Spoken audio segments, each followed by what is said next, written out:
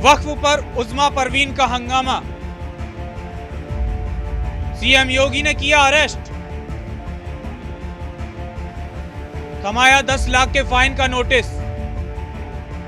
वक्फ कानून पास होते ही कट्टरपंथियों को इतनी मिर्ची लगी है कि वो बौखलाए घूम रहे हैं। उनको कुछ समझ ही नहीं आ रहा है कि क्या कहें, किससे कहें। आम मुसलमानों को इसके पास होने से कोई खासा दिक्कत नहीं है, ऊपर से उनको एक तरह का फायदा ही है। लेकिन कुछ मौलाना और धर्म के ठेकेदारों को ये बात हजम ही नहीं हो पा रही है। ऐसा लग रहा है कि उनके ऊपर कयामत टूट पड़ी हो जैसे।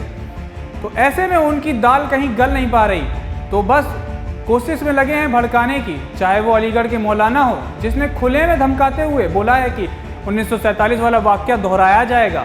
वहीं बात करें विपक्ष की तो कांग्रेस और सपा दोनों पार्टियां सन्न हैं। और बिहार की बात करें तो तेजस्वी यादव ने तो साफ कर दिया है, अगर उनकी सरकार आई तो वक्फ संशोधन बिल को कूड़ेदान में फेंक देंगे। वक्फ संशोधन बिल विपक्ष के इतना ज्यादा विरोध करने के बावजूद भी मोदी सरकार ने लोकसभा और राज्यसभा में भारी बहुमत के साथ बिल को पास करा लिया है।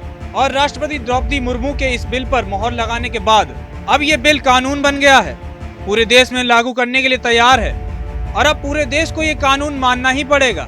तो जो भी ये धमकी दे रहे हैं कि हम इस कानून को नहीं मानेंगे, सब खोखली धमकियां हैं। ये संसद का कानून है, सबको मानना ही पड़ेगा।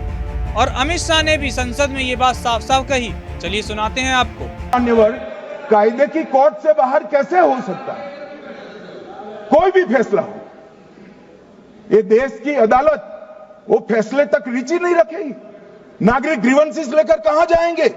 जिसकी भूमि हड़प कर ली गई वो कहां जाएगा? ऐसा नहीं चलेगा। आपकी वोट बैंक के लिए आपने किया था, हम खारिज कर रहे हैं, हम खारिज कर रहे हैं। ऐसा नहीं चलेगा। अदालत में जाइए, जिसको ग्रीवेंसेस है इधर और साइड से, और अदालत न्याय करेगी। न्याय के लिए तो अदालतें बनी हैं। और मान्यवर, यहां एक सदस्य ने तो कह दिया, एक सदस्य ने कह दिया माइनॉरिटी इस कानून को स्वीकार नहीं करेगी। क्या धमकाना चाहते हो भाई? संसद का कानून है, सबको स्वीकार करना पड़ेगा। स्वीकार नहीं करेंगे मतलब क्या है? कैसे बोल सकते हैं कोई हम कानून को स्वीकार नहीं करेंगे?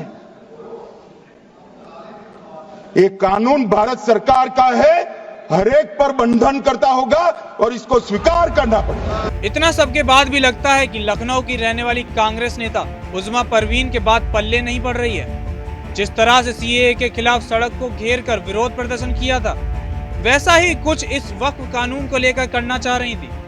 लेकिन ये योगी राज है। योगी की पुलिस ने पहले ही इसका हल कर दिया और तुरंत उनको हाउस अरेस्ट कर दिया। 10 लाख के फाइन का नोटिस भी थमा दिया। और जब उनका प्लान फेल हो गया तो बौखला गई और बोली, वक्फ बिल के खिलाफ बोलने पर पाबंदी, मुझे प्रशासन द्वारा नोटिस भेजा गया और जेल भेजने की धमकी दी गई। नोटिस में 10 लाख रुपए का जुर्माना वसूलने की धमकी दी। मेरा कसूर सिर्फ इतना है कि मैंने वक्फ अमेंडमेंट बिल और जुर्म के खिलाफ आवाज उठाई, मुझे नोटिस थमाया गया। वाह रे इंसाफ। ये कौन से अधिकार की बात कर रही हैं? ऐसा क्या छीन लिया इनसे? क्या है ऐसा इस कानून में जो इनको इतनी मिर्ची लग रही है? कम से कम पढ़ो तो सही कि आखिर ये कानून कहता क्या है। पता है नहीं कुछ, बस विरोध पर उतर आते हैं। कोई तुक की बात पर विरोध करें तो समझ भी आए। जो देश में आम मुसलमान हैं उनको तो कोई दिक्कत नहीं हो रही, लेकिन परवीन जैसे लोगों को ज़्यादा है। एक बात तो साफ है कि कुछ ऐसे नफरती लोग हैं देश में जो बिना किसी बात के बस इसलिए विरोध करते हैं क्योंकि मोदी शाह की सरकार है। कट्टरपंथी लोगों को आपस में लड़वाना और खुद बचे रहना चाहते हैं। पहले सीएए के कानून के खिलाफ भड़काया कि ये नागरिकता छीन लेंगे, लेकिन सच तो ये है कि आज तक ऐसा हुआ ही नहीं। और अब वक्फ बिल के खिलाफ भी यही कोशिश थी, लेकिन इन सब के इतर वक्फ बिल का अब कानून बन गया है और कोई नहीं रोक पाया। जो भी दर्शक इस वीडियो को देख रहे हैं, कमेंट में जरूर बताएं कि ये वक्फ संशोधन बिल पास जो हुआ है वो सही है या गलत, देश के हित में है या नहीं।